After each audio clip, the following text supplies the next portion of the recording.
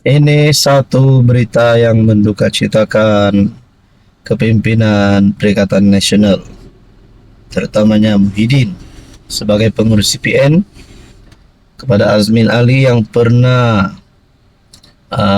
dilabel sebagai pengkhianat, kepada mana-mana bos besar PN. Tuan-tuan dan bapak yang saya hormati, selamat datang ke channel Fels Lifestyle. Ini satu kejutan buruk untuk kepimpinan PN dan untuk penyokong Perikatan Nasional. Saya melihat dalam sebuah tulisan ataupun lebih kepada pertanyaan, PN ni sudah hilang plot kah? PN dah hilang plot. Seorang pengamat politik dakwah gabungan itu duduk di alam khayalan dan percaya mereka sedang berjaya. Momentumnya beransur-ansur meningkat selepas 5 hari tempo berkempen PRK Air Kuning pada 26 April. Sambil Perikatan Nasional mula melaungkan keyakinan mampu menarik pengundi bukan Melayu, BN pula dilihat lebih terkehadapan dalam meraih kepercayaan pemilih. Dalam pertembungan yang dilabel Ustaz lawan Ustaz, Muhammad Yusri Bakir di pihak BN dan Abdul Muhaimin mewakili PN, selain calon Parti Sosialis Malaysia PSM Bawani KS yang membuat penampilan semula selepas PRU 15. Seorang pengamat politik awal-awal lagi menelah kemenangan calon BN dengan majoriti sekurang-kurangnya 4 kali lipat berbanding 3 tahun lalu. Sudah tentu Setiausaha Agung PN Azmin Ali enggan memperakuinya dengan alasan pengundi kaum Cina 21.99%, India 14.3%. Daripada 31.897 pengundi berdaftar memberikan respon yang positif sepanjang kempen gabungan parti itu setakat ini. Pengundi bukan Melayu kita tahu memberikan pertimbangan isu ekonomi dan peluang perniagaan.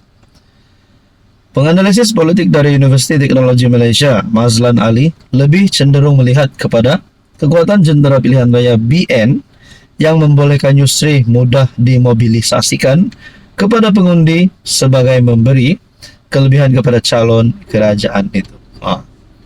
Mungkin ini adalah satu kemenangan awal bagi calon BN PRK Air Kuning, calon kerajaan. Makna kata, mungkin kalau ini menjadi kenyataan, PN bakal hilang peluang untuk menang satu kerusi lagi.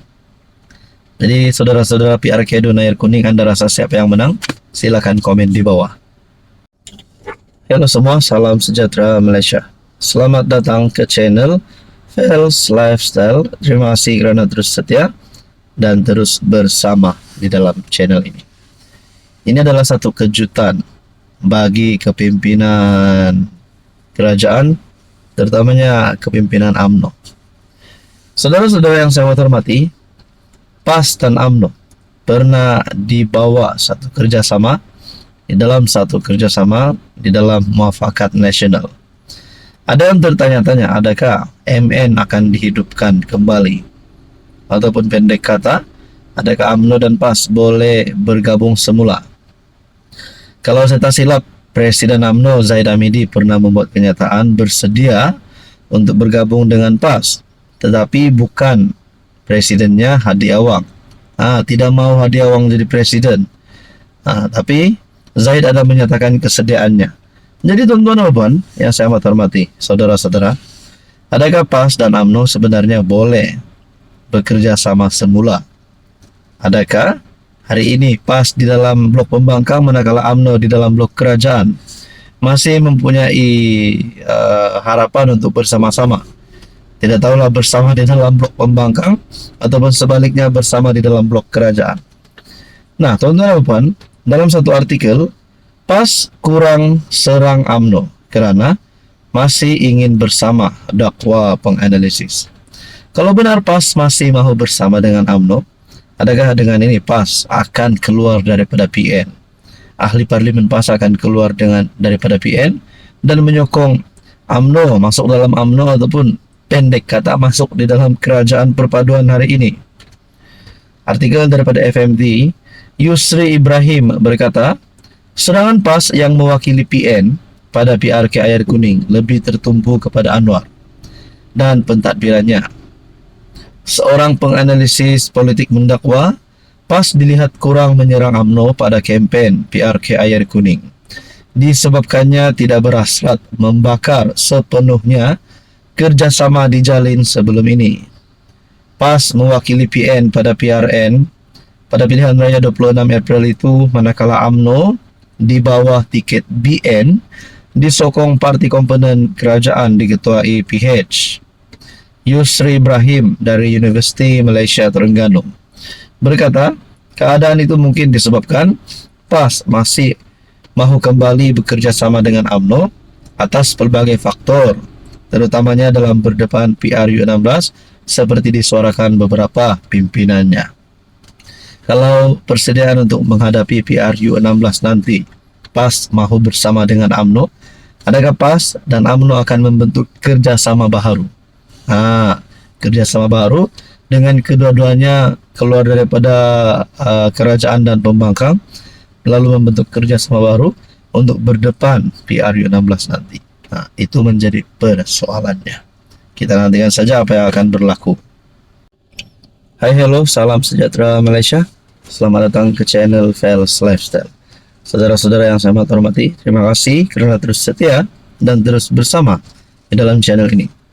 Seperti yang kita tahu, beberapa nama-nama besar di Malaysia yang terlibat dengan siasatan, terlibat dengan kes rasuah, terpalit dengan kes rasuah. Antara nama-nama besar yang kita boleh kata sebagai public figure, lebih-lebih lagi yang menjadi ahli parlimen, YB, Datu, siapa sajalah yang mempunyai satu, ya kita boleh cakap public figure lah. Antara yang menjadi sebutan ramai adalah nama Syed Saddiq. Beliau adalah salah satu pemimpin yang disegani ramai. Nah, berkaitan dengan kes yang terpalit melibatkan nama Syed Saddiq, satu keputusan ataupun satu berita daripada My Metro, Syed Saddiq arah clearkan RM 1 juta, elak wang disita SPRM menurut pendakwaan. Nah, pertanyaannya adalah, kalau benar Syed Saddiq ni kotor, terlibat dengan rasuah, adakah akan ada serbuan berlaku? Adakah akan ada penemuan wang bertimbun-timbun lagi? Saya agak risau sebenarnya. Tapi saudara-saudara, kita harap keputusan yang adil akan dibuat. Tindakan ahli parlimen Muar, Syed Saddiq, mengarahkan bekas penolong bendahari Armada Bersatu clearkan wang RM 1 juta bagi mengelak wang itu disita SPRM adalah tidak jujur. Timbalan Pendakwa Raya Datuk Wan Syahrudin Wan Ladin berkata, Syed Saddiq 33 selaku perayu menerusi perbualan telefon meminta Rafiq Hakim Razali 35 yang diamanahkan dengan dana berjumlah RM 1 juta melakukan pecah amanah. Menurutnya ada keterangan menunjukkan perayu mengarahkan Rafiq yang juga saksi pendakwaan ke-13 mengeluarkan RM 1 juta pada 6 Mac 2020.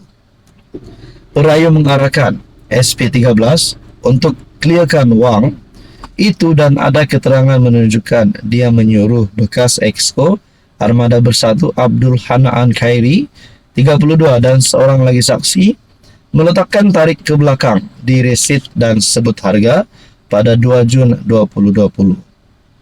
Nah, saudara-saudara, menerusi perbualan telefon, perayu juga meminta SP13 untuk clearkan wang yang disimpan dalam akaun bank itu, parti itu, kerana khawatir wang itu akan disita oleh SPRM.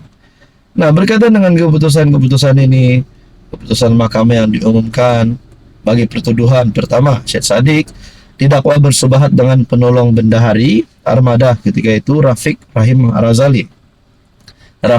Razali yang diamanahkan dana Armada berjumlah RM 1 juta untuk melakukan pecah amanah dengan menyalahgunakan dana itu di CIMB Bank Berhad, Menara CIMB KL Central Jalan Sentral 2 pada 6 Mac 2020.